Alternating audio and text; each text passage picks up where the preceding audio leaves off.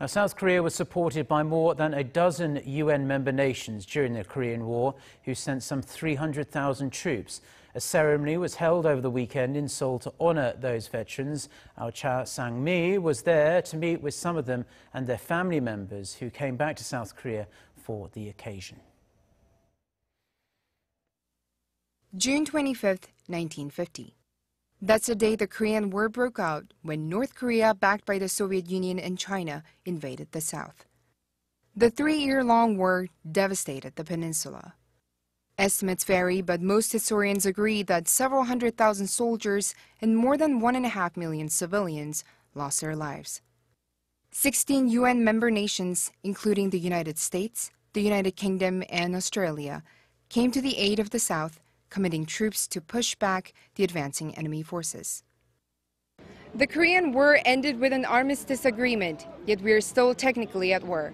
As you can see behind me, Korea remains the world's only divided nation today, with the most heavily fortified border anywhere on Earth. These days, many South Koreans are immune to the fact that we are technically still at war.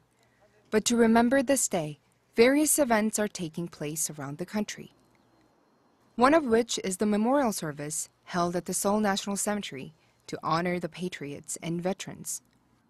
South Korean citizens from all walks of life, including scouts from nearby elementary schools, come to remember to the sacrifices made by the veterans. I heard many people died and were injured in the war. I feel sad for them and a bit scared. I thought that war should never happen again. The United States committed nearly 90% of the more than 300,000 troops requested by the United Nations, and some came back to South Korea to mark the anniversary. They could see firsthand how much progress South Korea has made over the past several decades. But we did stop the aggression, and South Korea now stands alone as a free republic. And that is thanks enough to all of those who came over to help, the fact that you have maintained your democratic form of government. My father and the acquaintances that he has had over the years are proud of the progress that you've made as a country and proud of what they've helped contribute to. June 25th is not just another summer's day in Korea.